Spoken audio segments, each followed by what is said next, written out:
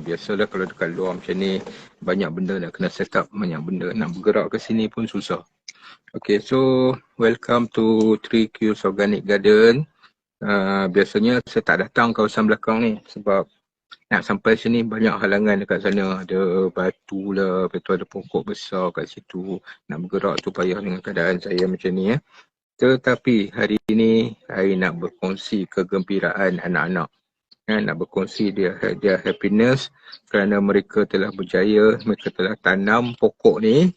Di pokok yang saya nak cerita kejap lagi ni, mereka tanam daripada biji benih hinggalah sekarang ni dah mula mengeluarkan hasil. Diorang seronok ni pasal yang ni memang betul-betul hasil kerja diorang ni. Daripada biji benih lagi, diorang jaga pokok tu, dia dah tumbuh, dia dipindahkan ke sini dan sekarang ni dah mula mengeluarkan hasil.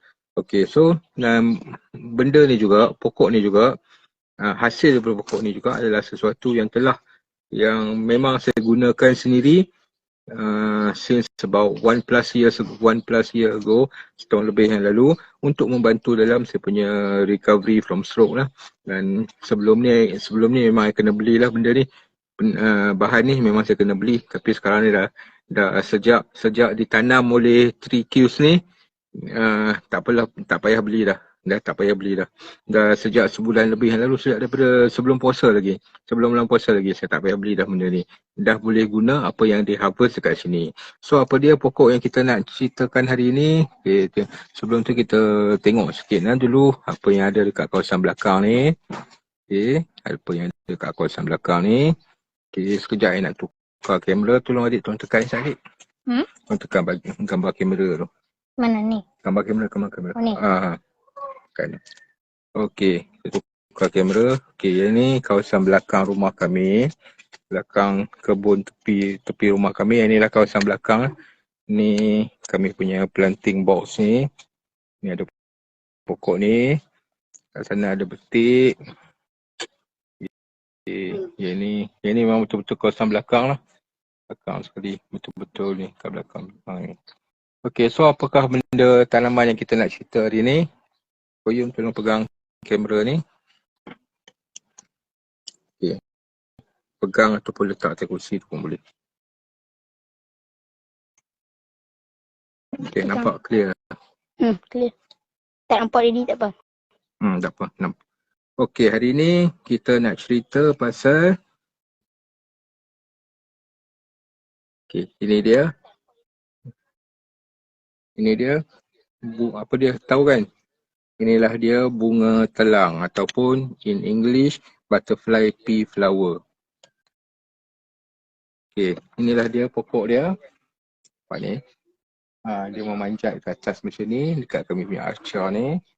Okay, yang kita ada dua kat sini . Satu yang ni, satu kat sini. Yang ni saya tanam dekat dalam pasu. Tunjuk pasu, nampak?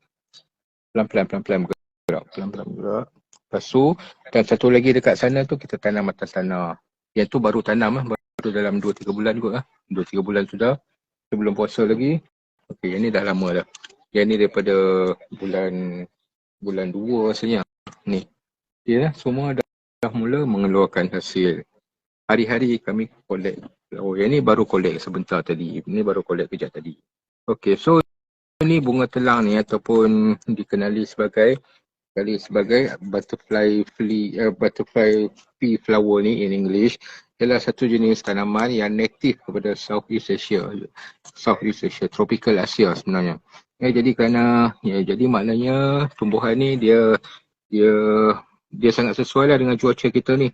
Pasal memang dia asal daripada tropical Asia.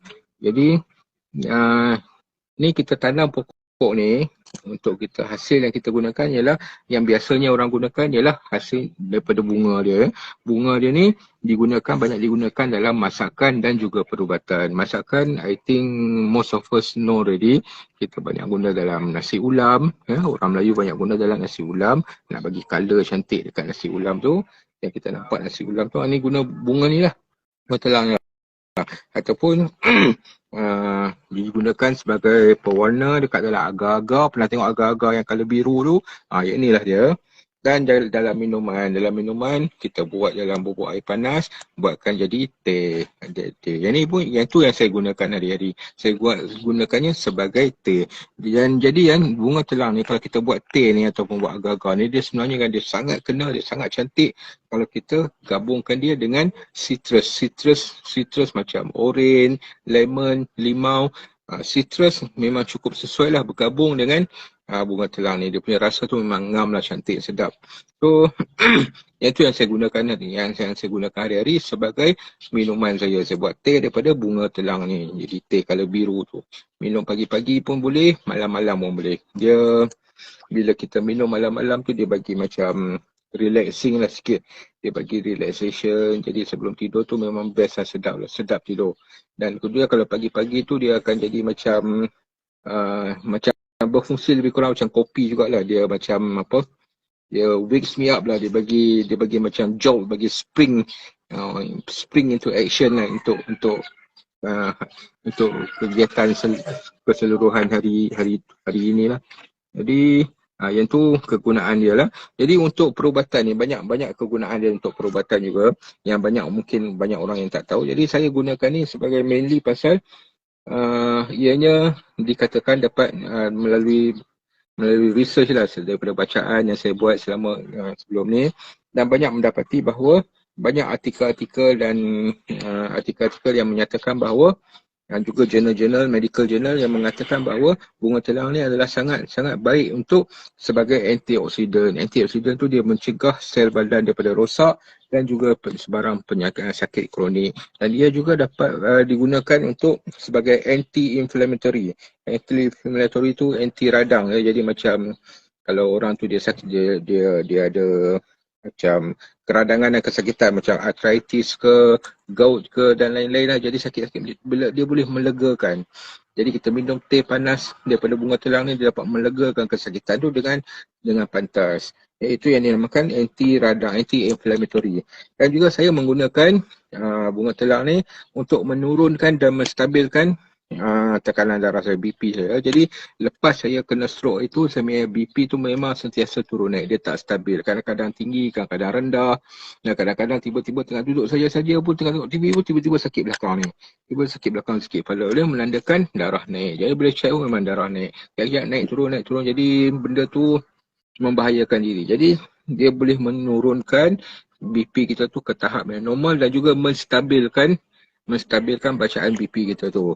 Jadi, dan satu lagi kelebihan bunga telang ni ialah teh bunga telang, especially teh bunga telang ni, kebaikan dia dalam sebagai fungsi kognitif ni berkaitan dengan memory. Jadi memang kena sangatlah dengan apa yang saya alami sekarang ni, iaitu ialah surviving stroke lah.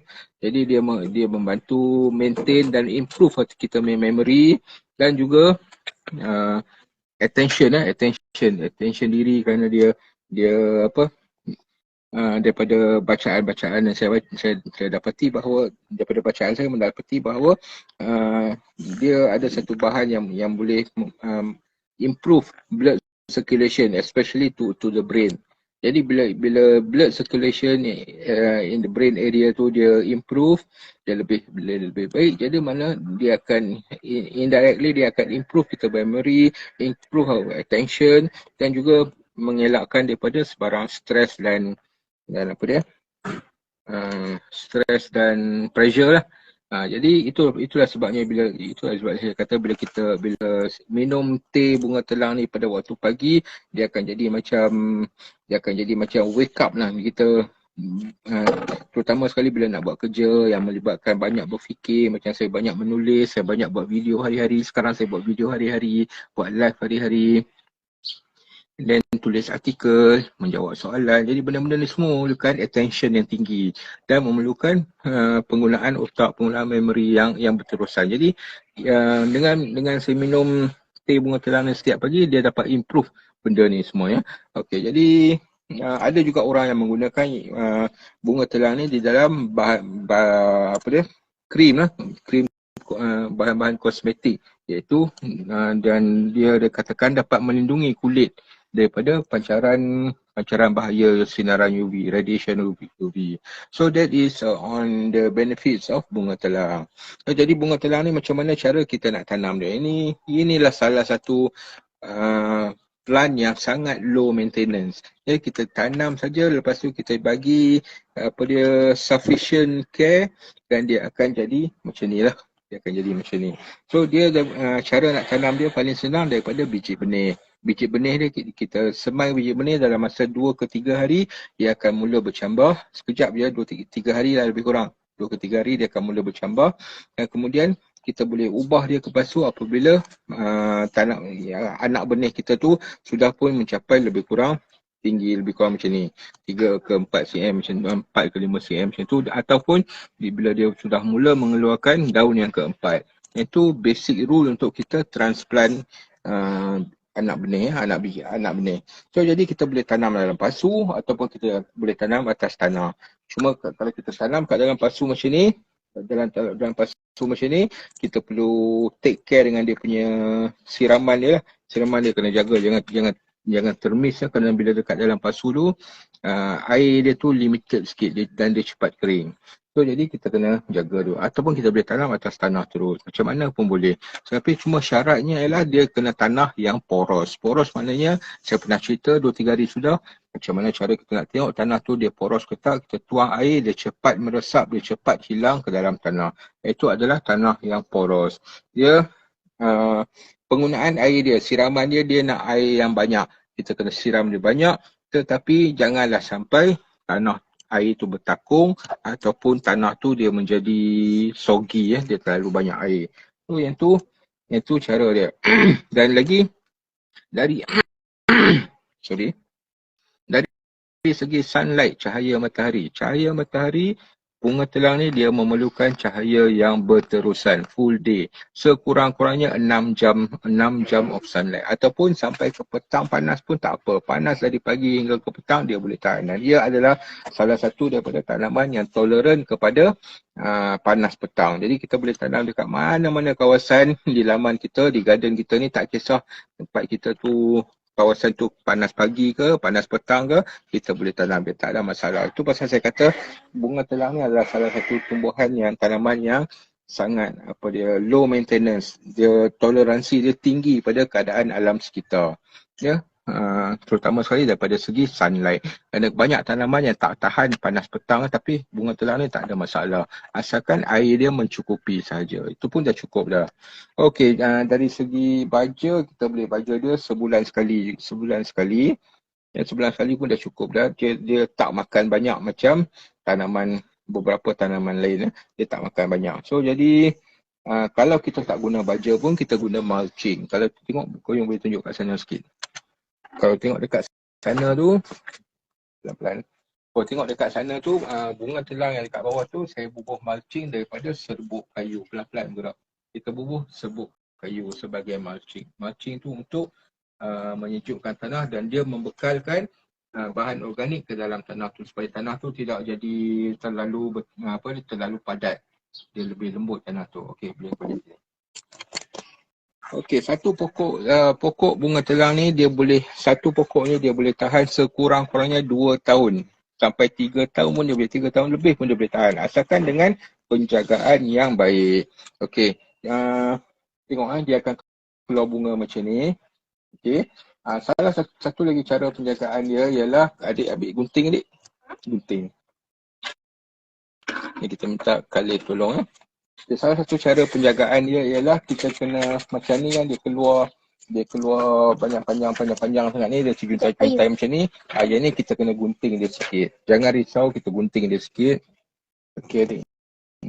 Okey, dia agak-agak macam ni. Yang ni daripada main stem dia kat sini. Kau boleh tengok dekat sikit pun tak apa. Okay, sekejap dia tunjuk. Okey, kalau ini daripada main stem dia keluar ke sini. Okey, ini lagi satu cabang dia. Okey, kat sini ini kita boleh potong sikit. Macam ni kita panjang sini agak-agaklah setengah. Sini kita boleh potong. Okey, potong ni. Potong terus. Okey. Okey, ini tengok dia panjang sangat ni, buang.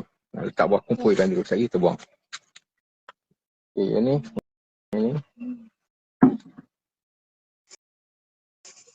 Okey, potong. Ni, okay. Ya. Letak di bawah adik. Letak di bawah. Wah, okay. Okay. Ni lagi. Okey, adik sambung buat dia sambil nak cerita lagi. Letak kat bawah tak apa. Nak buang dia. Okey lagi. Setengah daripada ni potong dia terus. Okey, jadi bila kita pruning macam ni, jangan risau, jangan takut, jangan sayang untuk pruning macam ni. Pruning lagi adik. Potong ni. Kita potong macam ni, jangan takut, jangan risau, jangan sayang kerana bila kita potong macam ni, dia sebenarnya akan menggalakkan lebih banyak bunga untuk terhasil. Okey, so jadi apa yang perlu kita elakkan bila kita tanam pokok bunga telang ni? Pertama sekali yang saya kata tadi, elakkan daripada air bertakung, soggy soil. Soggy soil dalam bahasa Melayu apa benda? Saya pun tak ingat. Maknanya air tu, tanah tu dia jadi macam berselut lah. Dia tak mau macam tu. Air dia nak air banyak tapi jangan sampai tanah tu menjadi soggy sampai jadi macam berselut. Dia tak mau macam tu. Dia agak setengah daripada semua. Okay, jadi yang kedua, elakkan daripada kawasan yang tak dapat cahaya matahari yang secukupnya. Dia nak paling-paling kurang, paling-paling minima dia nak 6 jam. 6 jam cahaya matahari. Pagi atau petang tak kisah, asalkan cahaya matahari. Dan kemudian apakah ancaman kepada pokok bunga telang ni? Biasanya macam biasalah, ancaman pada dia adalah aphid, whiteflies ataupun spider mite. Spider mite tu dia macam spider. Dia spider juga yang halus-halus tu kita boleh nampak macam sarang labah-labah dekat pokok kita tu. Tetapi ancaman-ancaman ni sangat-sangat jarang berlaku pada pokok bunga telang ni. Dia memang sangat tahan lasak. That's why I said dia adalah satu low maintenance plant. Kita letak tu memang susahlah tak jadi. Susahlah dia tak jadi. Dia memang senang, lebih senang menjadi daripada tak jadi. Faham tak? Okay, so jadi nampak tak tadi perasan tak ni ada biji-biji ni? Nampak macam kacang pis kan? Okay, selalunya kita guna bunga dia saja. Jadi yang kalau buah-buah macam ni kita boleh guna tak? Nampak ni, buah-buah ni banyak ni . Ni semua asalnya daripada bunga. Bunga tu dia gugur. Ni bawah ni pun semua dia potong lah. Okay. Bila buah dia dah gugur dan bunga dia dah gugur, dia akan jadi buah macam ni. So jadi buah ni kita boleh guna ke tak? Okay, buah ni sebenarnya boleh makan juga ya, boleh makan. Yang muda ni kita kupas ni, ambil kacang kat dalam ni. Kalau yang muda ni orang buat sayur, buat masak tumis ke. Nah, rasanya saya pernah rasa makan macam tu je, dia rasa macam manis-manis sikit, manis-manis berkacang-kacang sikit. Tetapi orang kita, orang Melayu, orang Malaysia jarang guna kacang ni. Tetapi yang ni adalah salah satu delicacy lah untuk orang Thailand. Orang Thailand selalu masak buah bunga telang ni, biji bunga telang ni. Dan juga yang jika kita biarkan sampai tua biji-biji ni sampai dia kering, sampai dia jadi coklat, kita boleh jadikannya sebagai biji benih ataupun orang Thailand juga dia menggunakannya sebagai pewarna kain ya. Kita rendamkan biji yang kering tu dan kemudian itu dah ya. Kita rendamkan dan dia akan jadi warna biru juga untuk warna kain. Dan juga ia juga banyak digunakan dalam perubatan Ayurveda dan juga perubatan orang Thailand. Jadi orang Thailand banyak gunalah bunga telang ni. Bunga telang bukan bunga saja, dengan biji-bijinya sekali banyak orang Thailand guna. Okay, jadi I think that is all for today. Kesian 3 kills, 2 kills ni. The third kills ada kat dalam. Ya, itu ni. Itu nanti dia dah ada keluar bunga tu, dia warna kuning dia. Okey, tak apa. Esok kita cerita pasal tu pula. Kesian anak-anak semua dah penat kan. Hari ni diorang, I lupa hari ni diorang ada kurikulum. Patutnya kalau I tahu dia, kalau I ingat diorang ada kurikulum hari ni, I arrange esok. Apa dia live hari ni. Tapi okeylah, kesian kan diorang pun penat. So I think that is all for today. Tuan Puan, saya dengan serendah hati menjemput kalau nak datang tengok tanaman kat sini, nak tengok bukan ini saja, macam-macam yang lain, jemput boleh datang ke 3Q's Organic Garden dekat Nibong Tebal. Boleh datang kat sini, boleh kutip sendiri bunga telang.